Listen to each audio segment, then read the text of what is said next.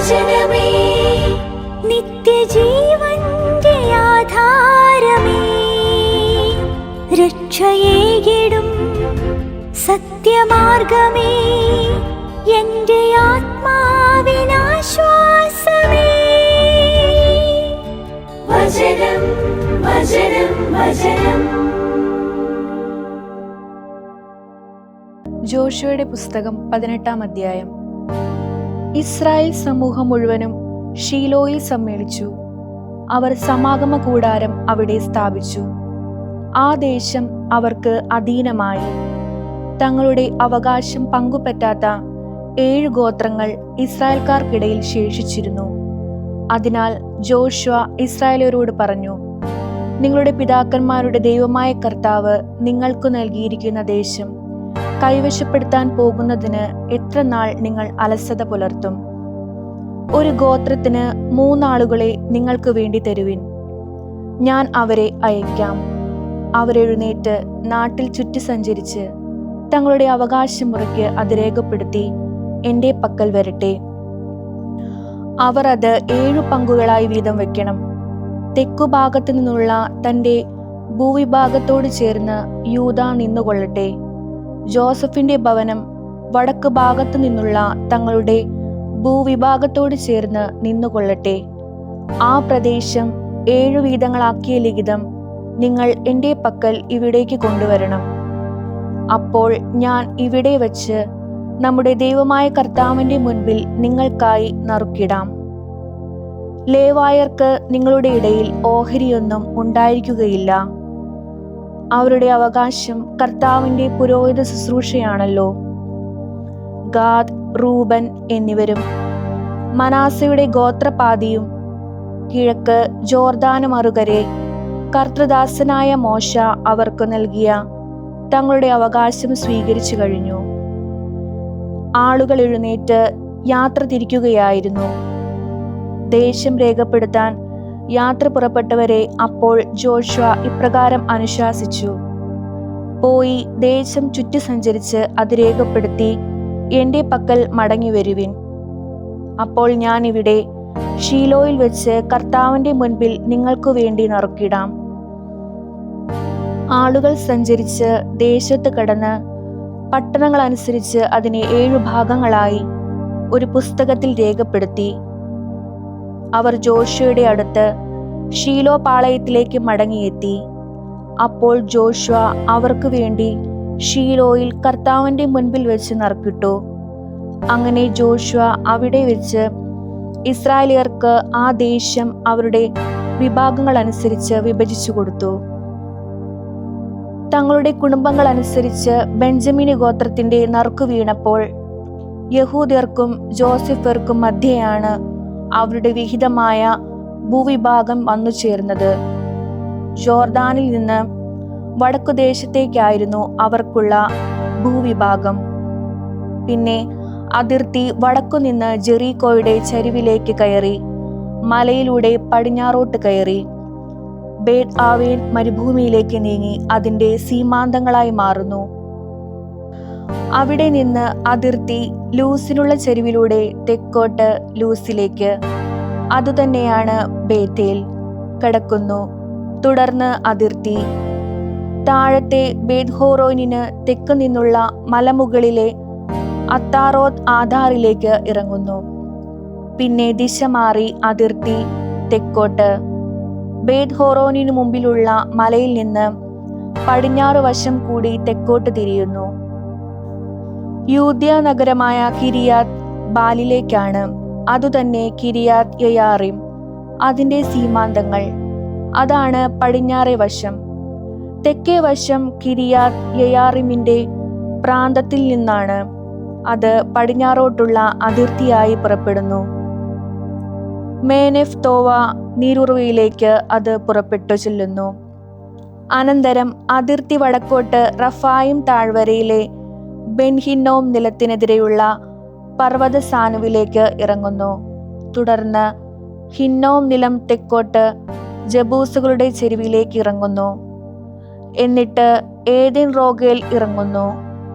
തുടർന്ന് അത് വടക്കുനിന്ന് ദിശ മാറി ഏൻ ഷെമെഷ്, പിന്നിട്ട് അതുമ്മീം കയറ്റത്തിന് നേരെ മുൻപിലുള്ള ഗലിലോത്തിലെത്തി റൂബന്യനായ ബോഹന്റെ ശില ഇറങ്ങുന്നു. വീണ്ടും വടക്കോട്ട് അറാബായ്ക്ക് മുമ്പിലുള്ള ചെരുവിലേക്ക് കടന്ന് അറാബായിലേക്ക് ഇറങ്ങുന്നു. പിന്നെ അതിർത്തി വടക്കോട്ട് ബേഡ് ഹോഗ്ലായുടെ ചെരുവിലേക്ക് കടക്കുന്നു. അങ്ങനെ അതിർത്തി വടക്കോട്ട് ഉപ്പ് കടലിന്റെ ഉൾക്കടലിലേക്ക് നീങ്ങി അതിന്റെ സീമാന്തങ്ങളായി ഭവിക്കുന്നു, തെക്കോട്ട് ജോർദാന്റെ അറ്റത്തേക്കും. ഇതാണ് തെക്കേ അതിർത്തി. കിഴക്കേ വശത്തിന് ജോർദാൻ അതിർത്തിയാകുന്നു. കുടുംബങ്ങൾ അനുസരിച്ച് ബെഞ്ചമിന്യരുടെ അവകാശം ചുറ്റുമുള്ള അതിർത്തികൾ പ്രകാരം ഇതാണ്. കുടുംബങ്ങൾ അനുസരിച്ച് ബെഞ്ചമിന്യ ഗോത്രത്തിനുള്ള പട്ടണങ്ങൾ ജെറീക്കോ, ബേത് ഹോഗ്ല, എമക്കെസിസ്, ബേത് അറാബ, സെമറയീം, ബേഥേൽ, ഹാ അവീം, ഹപ്പാറ, ഓഫ്ര, കേഫാർ ഹാ അമ്മോനി, ഓഫ്നി, ഗേബ എന്നീ 12 പട്ടണങ്ങളും അവയുടെ ഗ്രാമങ്ങളും ഗിബയോൻ, റാമ, ബേറോത്ത്, മിസ്പെ, കെഫീറ, മോസ, റേക്കേം, ഇർപ്പേൽ, തറാല, സേലാഹ, എലേഫ്, ജബൂസ് അതുതന്നെ ജെറുസലേം, ഗിബെയത്, കിരിയാത്ത് എന്നീ 14 പട്ടണങ്ങളും അവയുടെ ഗ്രാമങ്ങളുമാണ്. തങ്ങളുടെ കുടുംബങ്ങൾ അനുസരിച്ച് ബെഞ്ചമിന്യരുടെ അവകാശം ഇതാണ്. ജോഷുവയുടെ പുസ്തകം 19-ാം അധ്യായം. തങ്ങളുടെ കുടുംബങ്ങൾ അനുസരിച്ച് ശിമിയോന് ഗോത്രത്തിന് 2-ാമത്തെ നറുക്ക് ശിമിയോന് വന്നു ചേർന്നു. അവരുടെ അവകാശം യഹൂദ്യരുടെ അവകാശത്തിനുള്ളിലായിരുന്നു. അവരുടെ അവകാശത്തിൽ അവർക്കുണ്ടായിരുന്നത് ബേർഷെബ, ഷേബ, മൊളദ, ഹസർ ഷുവാൽ, ബാല, ഏസേം, എൻതോലാദ്, ബധൂൽ, ഹോർമ, സിക്ലഗ്, ബേത് ഹർമഖോബാദ്, ഹസർ സൂസ, ബേത്ല ബാറാവോത്ത്, ഷാറുഹൻ എന്നീ 13 പട്ടണങ്ങളും അവയുടെ ഗ്രാമങ്ങളും, ഏൻ റിമോൻ, ഏത്തർ, ആഷാൻ എന്നീ 4 പട്ടണങ്ങളും അവയുടെ ഗ്രാമങ്ങളും, റാമത്ത് നെഗബ് എന്ന ബാലത് ബേർ വരെ ഈ പട്ടണങ്ങൾക്ക് ചുറ്റുമുള്ള എല്ലാ ഗ്രാമങ്ങളുമായിരുന്നു. തങ്ങളുടെ കുടുംബങ്ങൾ അനുസരിച്ച് ശിമിയോന് ഗോത്രത്തിന്റെ അവകാശം ഇതാണ്. ശിമിയോന്യരുടെ അവകാശം യഹൂദ്യരുടെ പങ്കിൽ നിന്നായിരുന്നു. എന്തെന്നാൽ യഹൂദ്യരുടെ ഓഹരി അവർക്ക് വേണ്ടതിനേക്കാൾ വലുതായിരുന്നു. അങ്ങനെ ശിമിയോന്യർ അവരുടെ അവകാശത്തിനിടയിൽ അവകാശികളായി. തങ്ങളുടെ കുടുംബങ്ങൾ അനുസരിച്ച് സെബുലൂന്യർക്കാണ് 3-ാമത്തെ നറുക്കു വീണത്. സാറിദ് വരെയായിരുന്നു അവരുടെ അവകാശത്തിന്റെ അതിർത്തി. അവരുടെ അതിർത്തി പടിഞ്ഞാറോട്ട് മറാല കയറി ദബാഷത്തിലെത്തുന്നു. പിന്നെ അത് യൊക്നെയാമിന് മുമ്പിലുള്ള താഴ്വരയിലേക്ക് എത്തുന്നു. അത് സാറിദിൽ നിന്ന് സൂര്യോദയ ദിക്കായ കിഴക്കോട്ട് കിസ്ലോ താബോറിന്റെ അതിർത്തി ചെന്ന് തിരിയുന്നു. പിന്നെ അത് അവിടെ നിന്ന് ദാബ്രത്തിലേക്ക് പുറപ്പെട്ട യാഫിയ കയറുന്നു. അവിടെ നിന്ന് ഉദയദിക്കായ കിഴക്കോട്ട് ഏത്കാസിനിലേക്ക്, അതായത് ഗത്ത് ഹേഫറിലേക്ക് കടന്ന് നേയ ആവൃതമായി റിമ്മോനിൽ എത്തുന്നു. പിന്നെ അതിർത്തി ഹന്നാത്തോനെ അതിന്റെ വടക്കുനിന്ന് ചുറ്റിവളയുന്നു. ഇഫ്താഹേൽ നിലമാണ് അതിന്റെ സീമാന്തങ്ങൾ. കൂടാതെ കത്താത്ത്, നഹലാൽ, ഷിംറോൺ, യിദാല, ബെത്ലഹേം എന്നിവയും. അങ്ങനെ 12 പട്ടണങ്ങളും അവയുടെ ഗ്രാമങ്ങളും. മേൽപ്പറഞ്ഞ പട്ടണങ്ങളും അവയുടെ ഗ്രാമങ്ങളുമാണ് തങ്ങളുടെ കുടുംബങ്ങൾ അനുസരിച്ച് സെബുലൂന്യരുടെ അവകാശം.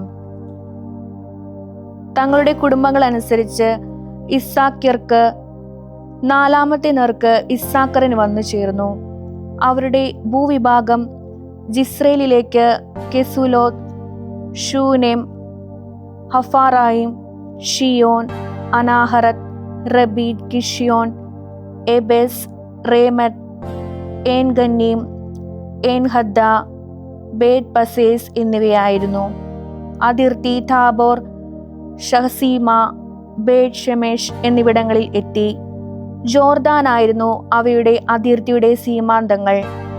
അങ്ങനെ 16 പട്ടണങ്ങളും അവയുടെ ഗ്രാമങ്ങളും.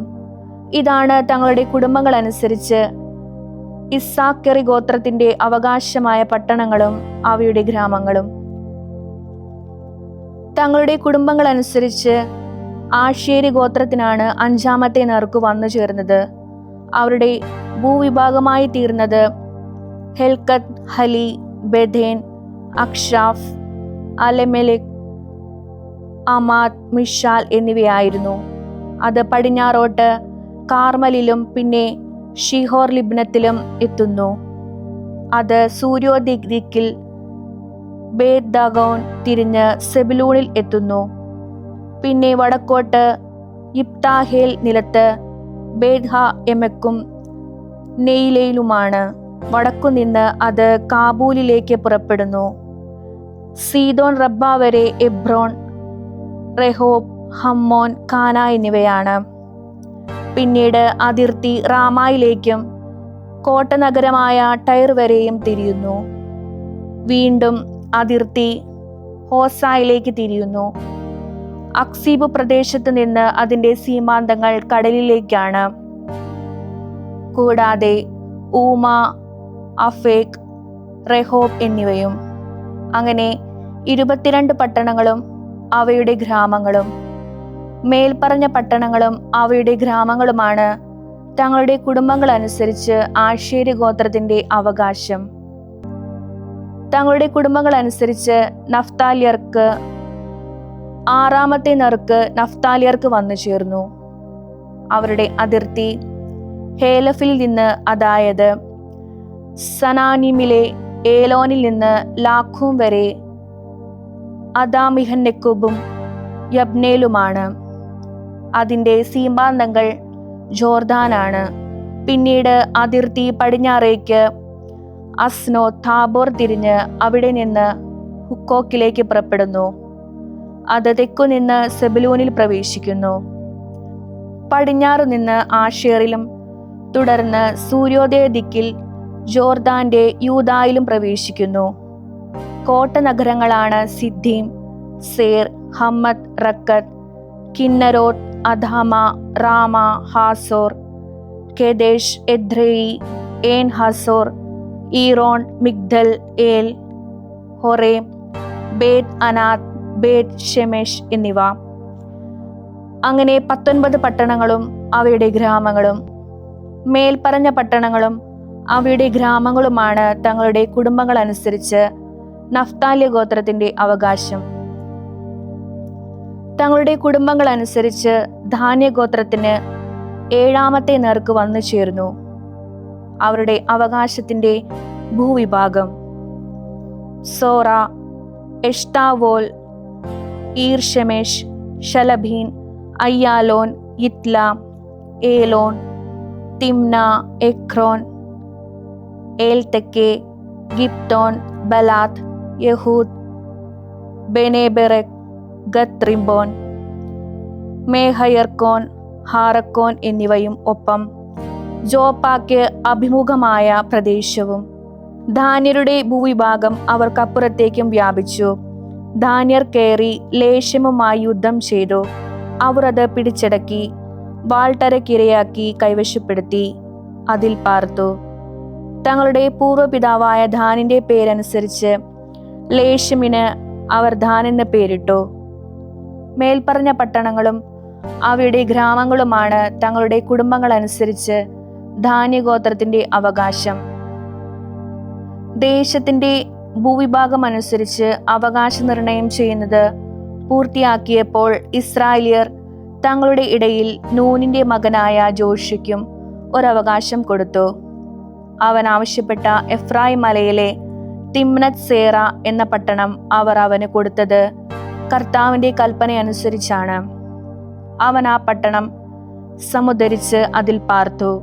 പുരോഹിതനായ എലയാസറും നൂനിന്റെ മകനായ ജോഷയും ഇസ്രായേലിയ ഗോത്രങ്ങളുടെ പിതൃതലവന്മാരും ഷീലോയിൽ സമാഗമ കൂടാരത്തിന്റെ കവാടത്തിൽ കർത്താവിന്റെ മുൻപിൽ വെച്ച് വീതിച്ച അവകാശങ്ങളാണിവ. ദേശം പങ്കുവയ്ക്കുന്നത് അവർ അങ്ങനെ പൂർത്തിയാക്കി. ജോഷുവയുടെ പുസ്തകം 20-ാം അധ്യായം. കർത്താവ് ജോഷുവോട് ഇപ്രകാരം അരുൾ ചെയ്തു: ഇസ്രായേല്യരോട് ഇപ്രകാരം സംസാരിക്കുക: ഞാൻ മോശ വഴി നിങ്ങളോട് പറഞ്ഞിരുന്ന സങ്കേത നഗരങ്ങൾ നിങ്ങൾക്കായി നിർണയിക്കുവിൻ. അബദ്ധവശാൽ മനഃപൂർവ്വമല്ലാതെ ഒരു വ്യക്തിയെ കൊല്ലാനിടയാകുന്ന ഒരു കൊലപാതകിക്ക് അവിടേക്ക് ഒളിച്ചോടാൻ വേണ്ടിയാണിത്. അവ നിങ്ങൾക്ക് രക്തപ്രതികാരയിൽ നിന്നുള്ള സങ്കേതസ്ഥാനമായിരിക്കും. അവൻ ഈ പട്ടണങ്ങളിലൊന്നിലേക്ക് പലായനം ചെയ്ത് പട്ടണത്തിന്റെ പ്രവേശന കവാടത്തിൽ നിന്ന് ആ പട്ടണത്തിലെ ശ്രേഷ്ഠന്മാർ കേൾക്കെ തന്റെ കാര്യങ്ങൾ സംസാരിക്കണം. അപ്പോൾ അവർ അവനെ പട്ടണത്തിൽ തങ്ങളുടെ പക്കലേക്ക് ചേർത്ത് അവന് ഒരു ഇടം നൽകണം. അവൻ അവരോട് കൂടെ വസിക്കണം. രക്തപ്രതികാരി അവനെ പിന്തുടർന്നാൽ കൊലപാതകിയെ അവർ അയാളുടെ കയ്യിൽ വിട്ടുകൊടുക്കരുത്. മനഃപൂർവ്വമല്ലല്ലോ അവൻ തന്റെ അയൽക്കാരനെ കൊന്നത്. അവന് അയാളോട് പൂർവ്വവിരോധം ഉണ്ടായിരുന്നുമില്ല. ന്യായവിധിക്കായി സമൂഹസമക്ഷം നിൽക്കുന്നതുവരെ അവൻ ആ പട്ടണത്തിൽ താമസിക്കട്ടെ. അത് ആ നാളുകളിലെ പ്രധാന പുരോഹിതന്റെ മരണം വരെയാകാം. പിന്നീട് കൊലപാതകി സ്വന്തം പട്ടണത്തിലേക്ക് താൻ എവിടെ നിന്ന് പലായനം ചെയ്തുവോ ആ പട്ടണത്തിലേക്കും സ്വഭവനത്തിലേക്കും മടങ്ങി വരട്ടെ. നഫ്താലി മലയിൽ ഗലീലിയിലെ കേദേശ്, എഫ്രായിം മലയിൽ ശെക്കേം, യൂദാ മലയിൽ ഹെബ്രോൺ എന്ന കിരിയാത്ത് അർബ എന്നീ പട്ടണങ്ങൾ അവർ നീക്കിവെച്ചു. കിഴക്കോട്ട് ജെറീക്കോയുടെ ജോർദാന് മറുകരയിൽ നിന്ന് കൊടുത്തവ. റൂബൻ ഗോത്രത്തിൽ നിന്ന് സമതലത്തിലുള്ള മരുഭൂമിയിലെ ബേസർ, ഗാദ് ഗോത്രത്തിൽ നിന്ന് ഗിലെയാദിലെ റാമോത്ത്, മനാസെ ഗോത്രത്തിൽ നിന്ന് ബാഷാനിലെ ഗോലാൻ. അബദ്ധവശാൽ ഒരു വ്യക്തിയെ കൊല്ലുന്ന ആർക്കും അവിടേക്ക് പലായനം ചെയ്യാനും സമൂഹ സമക്ഷം നിൽക്കുന്നതുവരെ അവൻ രക്തപ്രതികാരിയുടെ കരത്താൽ മരിക്കാതിരിക്കാനും ഇസ്രായേല്യർ മുഴുവനും അവരുടെ ഇടയിൽ തൽക്കാലവാസം ചെയ്യുന്ന പ്രവാസിക്കും വേണ്ടി നിർദ്ദിഷ്ടമായ പട്ടണങ്ങൾ ഇവയാണ്. സുഭാഷിതങ്ങൾ 7-ാം അധ്യായം. എൻ്റെ മകനെ, എൻ്റെ വാക്കുകൾ കാക്കുകയും എൻ്റെ കൽപ്പനകൾ നിന്നോടൊപ്പം സൂക്ഷിച്ചു വെക്കുകയും ചെയ്യുക. എൻ്റെ കൽപ്പനകൾ പാലിച്ച് നീ ജീവിക്കുക. എൻ്റെ പ്രബോധനം നിന്റെ കൺമണി പോലെ ആയിരിക്കട്ടെ. അവ നിന്റെ വിരലുകളോട് ചേർത്ത് ബന്ധിക്കുക. നിന്റെ ഹൃദയഫലകത്തിൽ അവ എഴുതുക. ജ്ഞാനത്തോട് നീ എൻ്റെ സഹോദരിയാണ് എന്ന് പറയുക. ഉൾക്കാഴ്ചയെ സുഹൃത്തേ എന്ന് നീ വിളിക്കുക.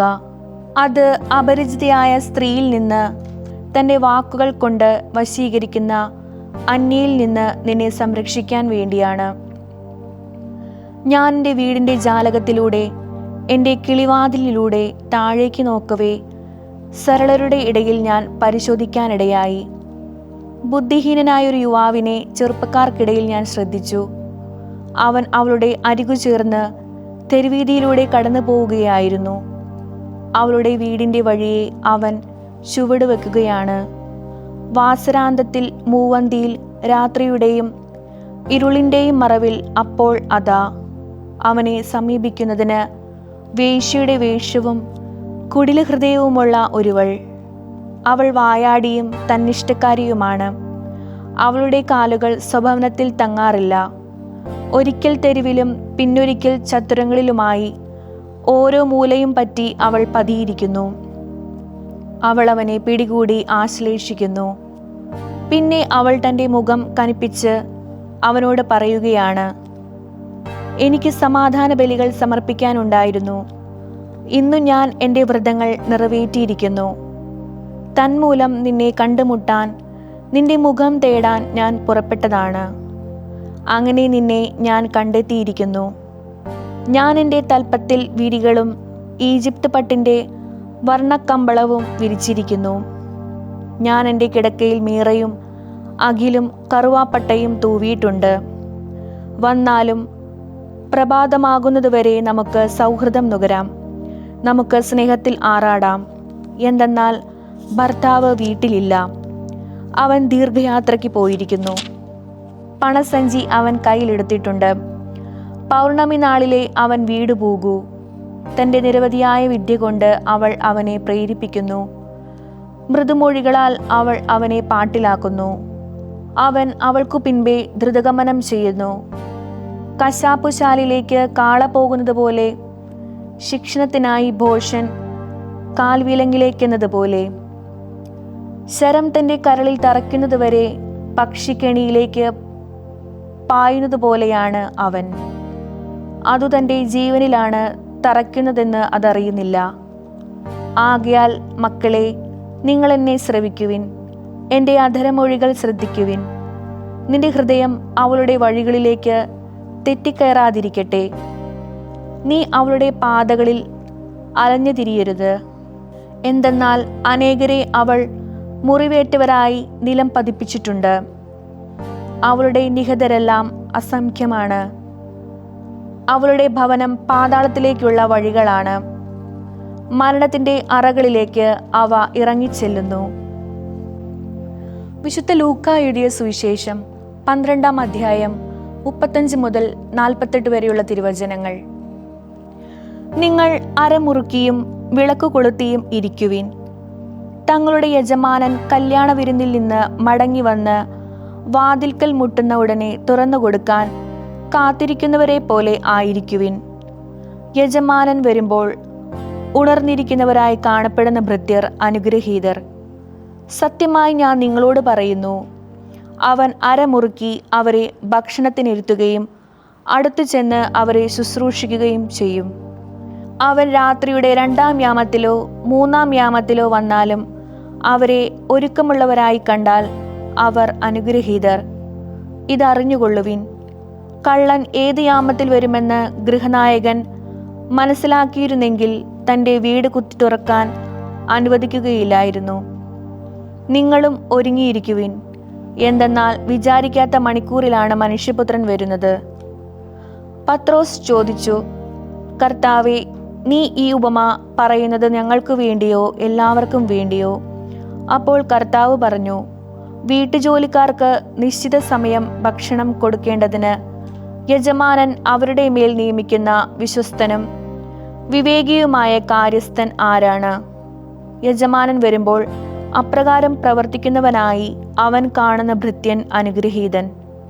സത്യമായി ഞാൻ നിങ്ങളോട് പറയുന്നു, അവൻ തൻ്റെ സകല സ്വത്തിൻ്റെയും മേൽ അവനെ നിയമിക്കും.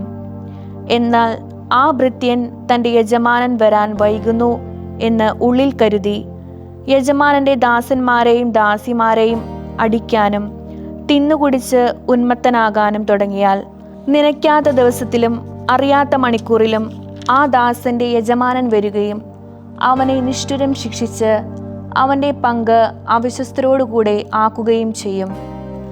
തൻ്റെ യജമാനൻ്റെ ഹിതമറിഞ്ഞിട്ടും തയ്യാറെടുക്കുകയോ അവൻ്റെ ഹിതമനുസരിച്ച് പ്രവർത്തിക്കുകയോ ചെയ്യാത്ത ഭൃത്യൻ ഏറെ പ്രഹരിക്കപ്പെടും. എന്നാൽ അറിയാതെയാണ് ഒരാൾ പ്രഹരാർഹമായത് ചെയ്തതെങ്കിൽ അയാൾ കുറച്ചേ പ്രഹരിക്കപ്പെടുകയുള്ളൂ. ഏറെ നൽകപ്പെട്ട ഓരോരുത്തരിലും നിന്ന് ഏറെ ആവശ്യപ്പെടും. ഏറെ ഏൽപ്പിക്കപ്പെട്ടവനോട് വളരെയേറെ ചോദിക്കും. ദൈവവചനമേ, നിത്യജീവന്റെ ആധാരമേ, രക്ഷയേകിടും സത്യമാർഗമേ, എന്റെ ആത്മാവിനാശ്വാസം.